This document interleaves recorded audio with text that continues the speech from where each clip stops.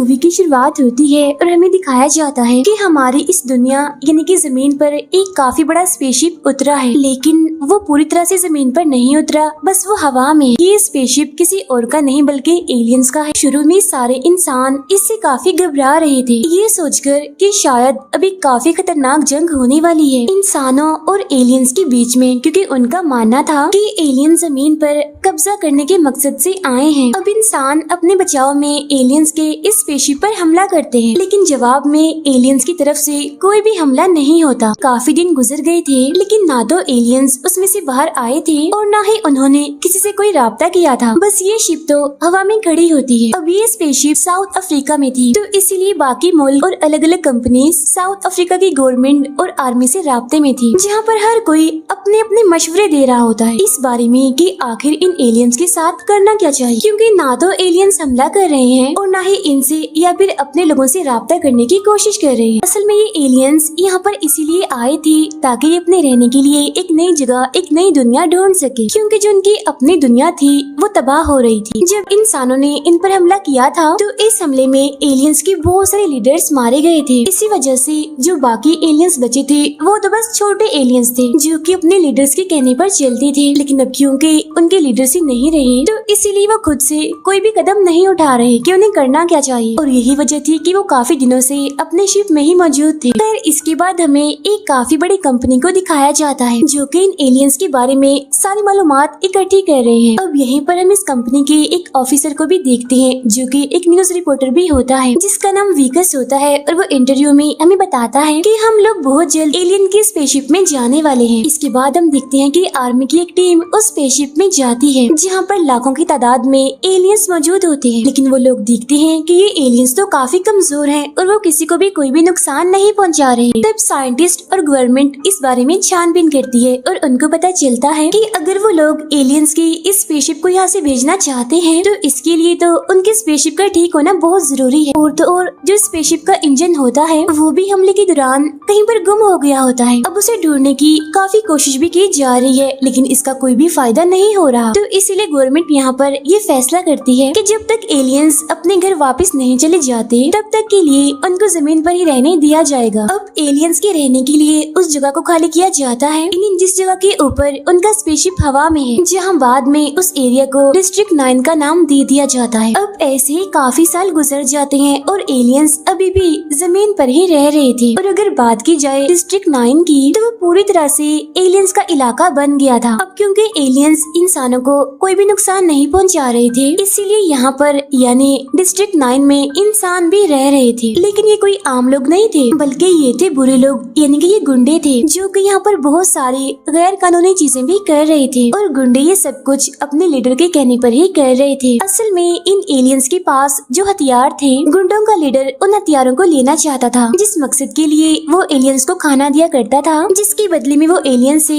उनके हथियार लिया करता था। लेकिन यहाँ पर मसला ये था कि ये हथियार ऐसे ही नहीं चलते थे, बल्कि ये सिर्फ एलियन से या फिर एलियंस के डीएनए से ही चलते थे। अगर कोई इंसान चाहे भी तो वो इनको नहीं चला सकता था, इसीलिए वो लीडर इन एलियंस को मारकर भी इनका गोश्त खाया करता था, इस मकसद के लिए कि शायद एलियंस का डीएनए मेरे साथ मिक्स हो जाए और मैं उन हथियारों को चला पाऊँ। लेकिन फिलहाल इसका कोई भी फायदा नहीं हो रहा था। खाना ना मिलने की वजह से अक्सर एलियंस डिस्ट्रिक्ट 9 से निकलकर इंसानों के एरिया में आ जाया करते थे, यानी जहाँ पर उनका आना बंद था वो यहाँ पर नहीं आ सकते थे। तो एलियंस के ऐसा करने की वजह से इंसान काफी परेशान होने लगे, इसीलिए सारे इंसान एलियंस के खिलाफ सड़कों पर निकल आए और साथ ही उन्होंने गवर्नमेंट से ये भी सवाल किया कि आखिर अब तक क्यों इन एलियंस को उनके घर पर नहीं भेजा गया। अब यहाँ पर जो कंपनी इन एलियंस के बारे में सारी मालूमात इकट्ठा कर रही थी, उनके पास भी इस सवाल का कोई भी जवाब नहीं था, वो भी चुप थे। असल में ये कंपनी भी एलियंस को अपने मकसद के लिए इस्तेमाल कर रही है। वो भी इन एलियंस पर गैर कानूनी एक्सपेरिमेंट्स तजुर्बे कर रहे हैं। वो चाहते हैं कि एलियंस की उन हथियारों को वो अपने कब्जे में कर ले ताकि वो पूरी दुनिया में सबसे ज्यादा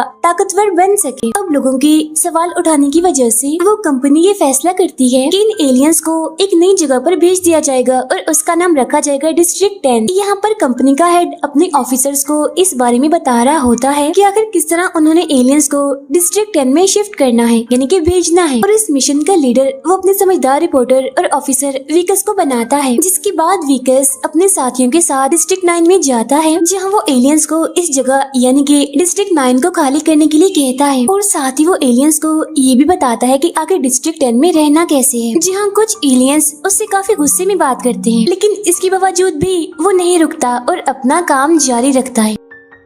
इसी बीच हम एक एलियन जिसका नाम क्रिस्टोफर होता है उसे और उसके बेटे को देखते हैं। इतने सालों से यहाँ जमीन से निकलने की कोशिश में है और वो अपने साथी के साथ मिलकर ब्लैक फ्यूल को बनाने में लगा हुआ था और इस फ्यूल के जरिए उनका एलियन स्पेसशिप स्टार्ट हो सकता था। अब क्रिस्टोफर को इसे बनाने में काफी साल लग गए थे और आखिरकार अब ये बनकर तैयार हो चुका था। तो अब ये देखकर यहाँ पर क्रिस्टोफर काफी खुश था क्योंकि अब वो यहाँ से निकलकर अपने घर जा पाएंगे, जहाँ पर उनके साथी उनके जैसे बाकी एलियंस रहते हैं। अब जब क्रिस्टोफर और उसका साथी घर पर नहीं होते तो इसी बीच विकस अपने साथियों के साथ उनके घर पर आ जाता है, जहाँ पर वो क्रिस्टोफर की छोटी सी लैब को देखकर काफी हैरान हो जाता है और सोचता है कि आखिर ये एलियंस यहाँ पर कर क्या रहे हैं, ये कौन सा एक्सपेरिमेंट यहाँ पर कर रहे हैं। यहाँ छानबीन करने पर विकस को वो ब्लैक फ्यूल मिल जाता है, यानी जो एक स्प्रे थी, और तब गलती से वो स्प्रे विकस के मुँह पे गिर जाती है, लेकिन विकस फौरन ही उस स्प्रे को साफ कर लेता है, जिसके बाद वो स्प्रे को अपने पास रखकर उसको अपने साथ ले जाता है। अब इसी दौरान क्रिस्टोफर के साथी को भी ये बात पता चल जाती है कि उनकी सालों की मेहनत यानी कि वो ब्लैक फ्यूल चोरी हो चुका है और उसे किसी और ने नहीं बल्कि विकस ने ही लिया है। इसीलिए वो विकस और उसकी टीम से ब्लैक फ्यूल की मांग करता है और इस बात को लेकर वो काफी गुस्सा भी हो जाता है। अब यहाँ पर विकस और उसकी टीम ये समझ ही नहीं पाती कि आखिर वो कह क्या रहा है, वो किस चीज के बारे में बात कर रहा है, जिस वजह से वो उस एलियन को यानी कि क्रिस्टोफर के दोस्त को शूट करके मार देते हैं। अब ये सब कुछ छुपकर क्रिस्टोफर भी देख रहा था, लेकिन वो यहाँ पर कुछ नहीं करता। उधर विकस जब अपने ऑफिस में होता है तो उसकी तबीयत एकदम से काफी खराब होने लगती है, जहाँ उसका एक नाखून अपने आप ही निकल जाता है। तब ये देखकर विकस काफी घबरा जाता है, इसीलिए वो फौरन ही वॉशरूम जाता है, जहाँ तब देखते ही देखते उसका एक और नाखून निकल जाता है। तो तब ये देखकर विकस को बिल्कुल भी समझ नहीं आती कि आखिर ये मेरे साथ हो क्या रहा है, इसीलिए वो घबराते हुए फौरन ही अपने घर चला जाता है, जहाँ पर उसकी वाइफ ने उसके लीडर बनने की खुशी में पार्टी रखी होती है। लेकिन यहाँ देखते ही देखते तबीयत और खराब होने लगती है, यहाँ तक कि वो काले रंग की उल्टी भी करता है यहाँ पर, जिसके फौरन बाद ही वो बेहोश हो जाता है। इसके बाद जब उसे होश आती है तो वो हॉस्पिटल में होता है और वो ये देखकर एकदम से काफी हैरान हो जाता है कि उसका एक हाथ पूरी तरह से बदल गया है, यानी अब उसका हाथ एक एलियन का हाथ बन चुका है। लेकिन इससे पहले कि विकस यहाँ पर कुछ समझ पाता, उससे पहले कुछ लोग उसे यहाँ से अपने साथ ले जाते हैं, जिसके बाद उसे उसी कंपनी के हवाले कर दिया जाता है जिसमें विकस काम करता था, यानी जो कंपनी एलियंस पर भी तजुर्बे कर रही थी। और अब यहाँ विकस पर भी एक्सपेरिमेंट्स होंगे। यहाँ पर विकस एलियंस की बहुत सारी लाशों को भी देखता है, जिससे वो फौरन समझ जाता है कि यहाँ एलियंस पर एक्सपेरिमेंट्स होते हैं। लेकिन वो ये नहीं जानता था कि उसकी ये कंपनी एलियंस के उन हथियारों को चलाने के लिए ऐसा कर रही है। अब जब साइंटिस्ट विकस के उस एलियन वाले हाथ से हथियार को चलाने की कोशिश करते हैं तो इस बार वो कामयाब हो जाते हैं, यानी वो हथियार चल जाता है। और यहाँ खुद को कामयाब होता देखकर वो पूरी टीम काफी खुश हो जाती है। अब ऐसा होने के बाद विकस पर और भी एक्सपेरिमेंट्स किए जाने वाले थे, जिसमें उसकी जान भी जा सकती थी। तब इस बारे में कंपनी के हेड को भी बताया जाता है, लेकिन उसे इस बात से कोई भी मतलब नहीं था कि कोई मरे या फिर जिए, वो तो बस अपने मकसद को पूरा करना चाहता था। तो यहाँ पर विकस भी ये बात समझ गया था कि ये लोग मेरी जान ले लेंगे, इसीलिए जैसे ही साइंटिस्ट उसके पास आते हैं तो तब विकस उस पर हमला करके किसी तरह यहाँ से भाग जाता है। अब खबरों में भी विकस के बारे में काफी उल्टी उल्टी बातें हो रही थी। विकस के बारे में तो यहाँ तक कहा जा रहा था कि उसका किसी एलियन के साथ ताल्लुक है, इसीलिए तो उसके साथ ऐसा हो रहा है, उसके जिस्म में तब्दीलियां आ रही हैं। और विकस अपने बारे में ऐसी बातें सुनकर काफी हैरान रह जाता है। वो जहाँ जहाँ भी जाता है लोग उसको पहचान लेते हैं और उससे दूर भागने लगते हैं। आर्मी और वो कंपनी भी उसके पीछे पड़ी हुई है लगातार, ताकि वो विकस को जल्द से जल्द पकड़ ले। और अब इन हालात में विकस के पास छुपने के लिए सिर्फ एक ही जगह थी और वो जगह थी डिस्ट्रिक्ट 9। अब वहाँ पहुंचकर विकस अपनी बीवी को कॉल करता है, जहाँ वो उसको सब कुछ बताता है, लेकिन उसकी बीवी भी उसकी बातों का यकीन नहीं कर रही होती। तो इस वजह से विकस काफी टूट जाता है, उसे अपने ही आप पर काफी गुस्सा भी आने लगता है। तो इसीलिए वही कुल्हाड़ी उठाता है और अपना वही एलियन वाला हाथ काटने की कोशिश करता है, लेकिन वो अपने हाथ को काटने की हिम्मत नहीं कर पाता, लेकिन यहाँ वो बड़ी मुश्किल से अपनी एक उंगली काट देता है। लेकिन ऐसा करने से उसको बहुत ही तकलीफ होती है। लेकिन तभी वो देखता है कि आसपास बहुत सारे हेलीकॉप्टर्स हैं जो कि उसे कोई ढूंढ रहे हैं, जिस वजह से वो अपनी जान बचाने के लिए एक घर में जाकर छुप जाता है और वहाँ उसकी मुलाकात होती है क्रिस्टोफर से। जब उसका हाथ देखकर क्रिस्टोफर फौरन समझ जाता है कि इसी ने ही हमारा ब्लैक फ्यूल उस स्प्रे को चोरी किया था, इसीलिए वो विकस से उस फ्यूल के बारे में पूछता है। लेकिन इससे पहले कि विकस उसको कुछ बता पाता, वो बेहोश हो जाता है। जहाँ बाद में क्रिस्टोफर उसे नीचे बेसमेंट में एक लैब में ले जाता है जो कि उसने खुद बनाई होती है। और जब दोबारा से विकस को होश आती है तो वो फिर से उससे उस फ्यूल के बारे में पूछता है। लेकिन यहाँ पर विकस उसे कुछ भी बताने से मना कर देता है कि मैं तुम्हें कुछ नहीं बताऊंगा। तब ये सुनकर क्रिस्टोफर विकस से कहता है, अच्छा ना बताओ तुम, लेकिन हाँ मैं तुम्हें ठीक कर सकता हूँ, लेकिन तुम्हें ठीक करने के लिए मुझे उस फ्यूल की जरूरत पड़ेगी, इसीलिए अगर तुम ठीक होना चाहते हो तो तुम मुझे वो फ्यूल ला कर दो। अब विकस उस फ्यूल को लाने के लिए मान तो जाता है, लेकिन वो फ्यूल होता है उसी कंपनी के कब्जे में, उनकी लैब में। लेकिन वहाँ पर जाना कोई आसान नहीं था, वहाँ पर जाने का मतलब मौत था। लेकिन अब क्योंकि विकस किसी भी हाल में ठीक होना चाहता है तो इसलिए वो लोग यहाँ पर प्लान बनाते हैं। यहाँ क्रिस्टोफर बताता है कि ऐसा काम करने के लिए हमें हथियार चाहिए होंगे, लेकिन हमारे सारे हथियार तो गवर्नमेंट हमसे ले चुकी है। लेकिन यहाँ पर जो पूरा गैंग है, जो गुंडे हैं, हम उनसे वो हथियार ले सकते हैं। अब विकस को देखकर वो लीडर पहचान जाता है कि ये तो वही आदमी है जो कि आधा एलियन है। तो अब यहाँ पर वो लीडर ये सोचता है कि वो विकस का हाथ भी काट कर उसका गोश्त खाएगा, ताकि शायद इससे वो एलियंस के हथियारों को इस्तेमाल कर पाए। इसीलिए वो अपने साथियों को हाथ काटने के लिए कहता है। लेकिन इस दौरान विकस के हाथ में एक एलियन का हथियार लग जाता है, जिसे चलाकर वो वहाँ पर खड़े हुए गुंडे के लोगों को मार देता है। जिसके बाद वो उस हथियार को लेकर वहाँ से भाग जाता है। जाने से पहले गुंडों का लीडर उसको धमकी देता है कि देखना तुम, मैं तुम्हें ढूंढ लूंगा। अब विकस और वो एलियन क्रिस्टोफर उस हथियार को लेकर कंपनी की बिल्डिंग में जाते हैं, जहाँ वो उस हथियार का इस्तेमाल करके वहाँ पर मौजूद लोगों पर हमला कर देते हैं। उनके पास एलियन का हथियार देकर कोई भी उनका मुकाबला नहीं कर पाता, क्योंकि वो हथियार काफी ताकतवर था। और अब विकस और क्रिस्टोफर उस जगह पर जाते हैं जहाँ पर विकस को लाकर रखा गया था, जहाँ से आखिरकार वो फ्यूल वाले स्प्रे को लेने में भी कामयाब हो जाते हैं। लेकिन अभी भी कंपनी के लोग उनके पीछे पड़े हुए थे, इसीलिए अब ये दोनों बचते हुए दोबारा से क्रिस्टोफर की उसी खुफिया लैब में आ जाते हैं, जहाँ पर विकस क्रिस्टोफर से पूछता है कि जब हम तुम्हारी स्पेसशिप में चले जाएंगे तो मुझे ठीक होने में कितना वक्त लगेगा। जिस पर क्रिस्टोफर उसे जवाब देता है तकरीबन 3 साल। जब ये सुनकर विकस काफी परेशान हो जाता है और कहता है कि तुमने तो कहा था कि तुम मेरा हाथ ठीक कर दोगे और अब तुम मुझे 3 साल का कह रहे हो। 3 साल तो बहुत ज्यादा है। ये सुनकर क्रिस्टोफर कहता है कि पहले मुझे मेरे लोगों को बचाना है। जिस पर विकस कहता है कि तुमसे मेरा ये सौदा हुआ था कि तुम पहले मुझे ठीक करोगे और फिर बाद में तुम अपने घर अपने लोगों के पास जाओगे। क्रिस्टोफर कहता है कि मैं अपने लोगों को ऐसे किसी के भी एक्सपेरिमेंट के लिए नहीं छोड़ सकता, क्योंकि मैं उस लैब में देख चुका हूँ कि एलियंस के साथ यहाँ पर क्या सलूक किया जा रहा है। इसीलिए तुम मुझ पे भरोसा रखो, मैं तुमसे वादा करता हूँ कि मैं वापस जरूर आऊंगा और अभी तुम समझने की कोशिश करो कि मेरा जाना बहुत जरूरी है। तब ये सुनकर विकस काफी परेशान हो जाता है और लकड़ी का एक टुकड़ा उठाकर वो क्रिस्टोफर को मारता है, जिससे वो वहीं पर ही बेहोश हो जाता है।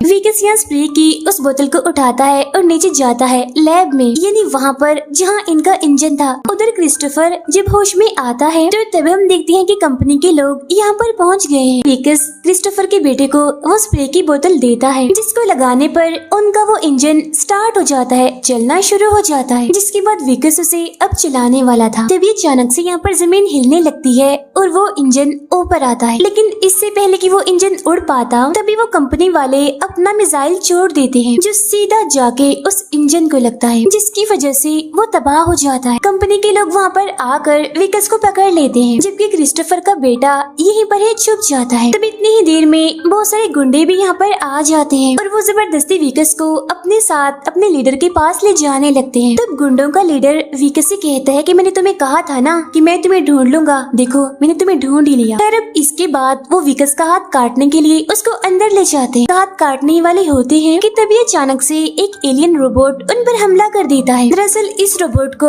क्रिस्टोफर का बेटा ही कंट्रोल कर रहा था, उसको चला रहा था और वो रोबोट सभी को मारकर विकस को बचा लेता है। अब देखते ही देखते वो रोबोट खुलता है और विकस उसके अंदर बैठकर उसको चलाने लगता है। हालांकि कंपनी के लोग उस पर काफी हमला भी करते हैं, उस पे काफी गोलियां भी चलाते हैं, लेकिन इसका उस पर कोई भी असर नहीं होता। तब यहाँ पर विकस रोबोट के अंदर से कहता है कि मैंने किसी का कुछ नहीं बिगाड़ा, इसीलिए मेरी जान छोड़ो और मुझे जाने दो। तब ये सुनकर वो सारे लोग गोलियां चलाना बंद कर देते हैं, जिसके बाद विकस भी यहाँ से जाने लगता है। जिसके बाद कंपनी वाले क्रिस्टोफर को काफी मारते हैं और उससे उनके आगे की प्लानिंग पूछते हैं, लेकिन जब क्रिस्टोफर उनको कुछ भी नहीं बताता तो वो उसको मारने वाले होते हैं। लेकिन तब विकस वापस आता है और वो सबको मारकर क्रिस्टोफर को बचा लेता है। जिसके बाद वो क्रिस्टोफर को उसी इंजन के पास ले जाने लगता है, लेकिन वहाँ पर पहुँचने से पहले ही इन पर काफी हमले होते हैं, जिस वजह से वो रोबोट काम करना बंद कर देता है, यानी कि वो खराब हो जाता है। यहाँ पर विकस कहता है कि तुम यहाँ से चले जाओ, इन सबको तो मैं देख लूंगा। जिस पर क्रिस्टोफर कहता है कि नहीं, मैं तुम्हारे बगैर, तुम्हें लिए बगैर यहाँ से नहीं जाऊंगा। तो विकस उसको समझाता है और कहता है कि नहीं, मेरी बात समझो और अपने घर जाओ, क्योंकि हम दोनों ने बहुत मेहनत की है और मैं नहीं चाहता कि हमारी ये इतनी मेहनत बेकार जाए। यहाँ क्रिस्टोफर उसे वादा करता है, अच्छा चलो ठीक है, लेकिन हाँ, मैं तुमसे वादा करता हूँ कि पूरे 3 साल के बाद मैं वापस जरूर आऊंगा। जिसके बाद वो बड़ी मुश्किल से हमलों से बचते हुए उस इंजन के पास पहुँच जाता है, जहाँ बाद में वो उसकी मदद से पहुँच जाता है अपनी एलियन स्पेसशिप में। उसके जाने के बाद विकस सभी लोगों से काफी लड़ता है और बहुत सारे लोगों को वो मार भी डालता है, लेकिन फिर एक गाड़ी आकर उसे जोर से टक्कर मारती है, काफी दूर जाके गिरता है, जिसकी वजह से अब यहाँ पर उसका रोबोट बंद हो जाता है। लेकिन तभी कंपनी का एक ऑफिसर उसकी तरफ बढ़ता है और वो देखता है कि अब विकस आधा इंसान और आधा एलियन बन चुका है। और अब जैसे ही वो विकस को मारने वाला होता है कि इतनी ही देर में बहुत सारे बाकी एलियंस यहाँ पर आकर उसको ही मार डालते हैं, यानी कि उस ऑफिसर को। और विकस देखता है कि क्रिस्टोफर और उसका बेटा उस एलियन स्पेसशिप को लेकर यहाँ से जा रहे हैं, जिसकी वजह से वो काफी खुश होता है। इसके बाद हम कहानी में कुछ महीनों बाद का वक्त देखते हैं,